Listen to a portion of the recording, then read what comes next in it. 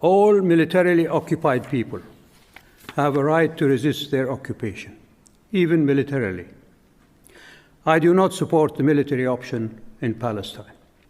I prefer the other option, civil insurrection and disobedience. It brought down the British Empire in India and the Soviet Empire in Eastern Europe.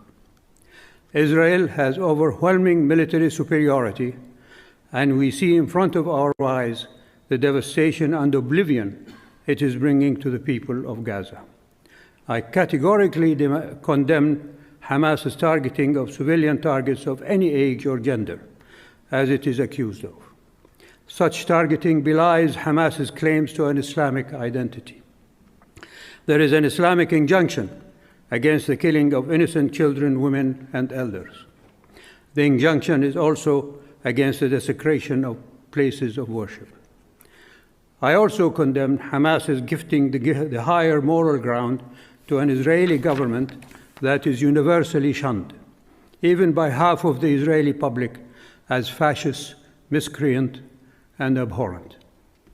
I condemn Hamas for giving this awful government the excuse to ethnically cleanse Gaza of its citizens and bombing them to oblivion. I condemn Hamas to further undermining the Palestinian Authority, as Israel has been doing. I condemn Hamas for sabotaging the attempt of Saudi Arabia to reach a peaceful resolution to the plight of the Palestinian people. But equally, I condemn Israel's indiscriminate bombing of Palestinian innocent civilians in Gaza and the attempt to forcibly drive them into Sinai. I condemn Israeli targeted killing and the indiscriminate arrest of Palestinian children, women, and men in the West Bank. Two wrongs don't make a right. I've been hearing a repeated phrase in American media, unprovoked attack.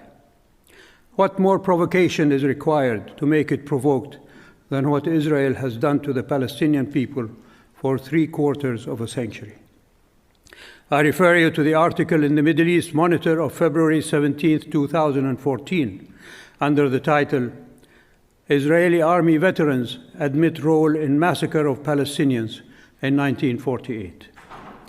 Read it and weep, as I did. Just this year, from May to July, over 450 Palestinians were killed, including 67 children. This bloodletting must stop. I condemn Israel's sealing of Palestinian lands. I condemn Israeli colonists for rampaging through houses of worship in the Aqsa Mosque in Jerusalem. I condemn Israel for destroying Palestinian homes and olive orchards.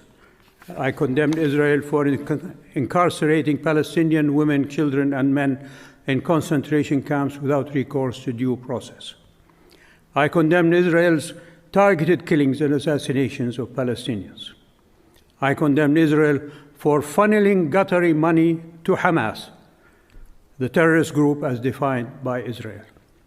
I condemn Western politicians for shedding tears when Israelis are killed by Palestinians, but refuse to even express sorrow when Israelis kill Palestinians. There are no heroes in these conflicts, only victims.